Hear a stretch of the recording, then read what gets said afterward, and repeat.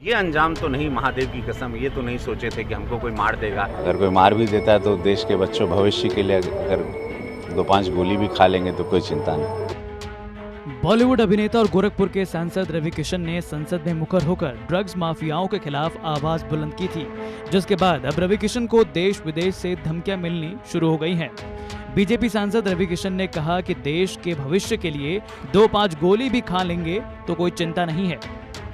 Drugs की बात की तो गोरक्षनाथ बाबा हैं सबसे ताकतवर, जिनको कहते हैं गोरक्षनाथ बाबा। मैं शिव का भक्त हूँ और ये शिव अवतारी हैं। इनके सामने, मंदिर के सामने मैं बोल रहा हूँ कि मैंने ज़रा भी नहीं सोचा था कि मेरा क्या होगा। मैंने ये नहीं सोचा था, मैंने यही सोचा था, इस वक्त मैं मंदिर के सामने खड़ा होकर बोल रहा हूँ, मैंने उस वक्त सिर्फ यही सोचा था कि मेरे देश के बच्चों का भविष्य क्या होगा। मेरे देश के बच्चों को खोखला करने की जो साजिश है पड़ोसी मुल्क की है, मेरे देश के या मेरे फिल्म इंडस्ट्री के बच्चे या मेरे जो साथी कलाकार हैं उनके बच्चे, हम वो सारे बच्चों का भविष्य सोच के, क्योंकि 65% बच्चे हैं हमारे देश में, और मैंने वो बात पार्लियामेंट में 0 आवर में उठाई। हमने ये नहीं सोचा था कि इसका अंजाम क्या होगा, मैं मारा जाऊंगा, मेरे दुश्मन हो जाएंगे, मुझे मार दिया जाएगा। इंटरनेशनल ड्रग माफिया है इसमें, पूरे वर्ल्ड में छाया हुआ है, कई हज़ार करोड़ का बिजनेस है। पाकिस्तान के रास्ते से ये ड्रग्स लाई जाती है, बड़ी बड़ी खेप। इसके साथ ही आंतरिक सुरक्षा भी देश की हमेशा खतरे में रहती है, क्योंकि इसी ड्रग्स के सौदेबाजी में बड़े बड़े हथियार खरीदे जाते हैं जो हमारे देश को आघात करते हैं। और ये सारी सोच के हमने बात कही थी।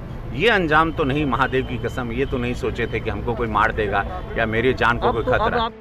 धमकियां मिलने के बाद सांसद रवि किशन ने गोरखपुर मंदिर पहुंचकर सीएम योगी से अपनी सुरक्षा को लेकर मुलाकात की। साथ ही उन्होंने यूपी में फिल्म सिटी बनाने पर उनका शुक्रिया अदा किया।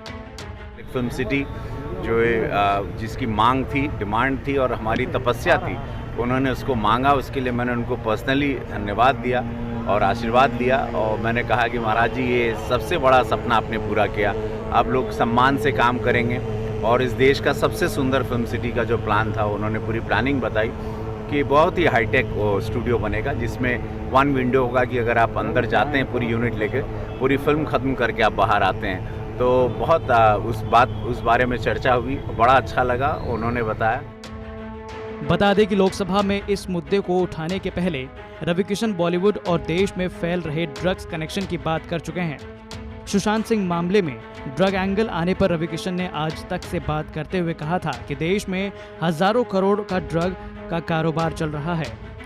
हालांकि इतने बड़े पैमाने पर बॉलीवुड में ड्रग एंगल आने पर उन्होंने आश्चर्य व्यक्त किया था और कहा था कि उन्हें ये नहीं पता था कि ड्रग्स ने बॉलीवुड को इस तरह से अपने चंगुल में ले लिया है।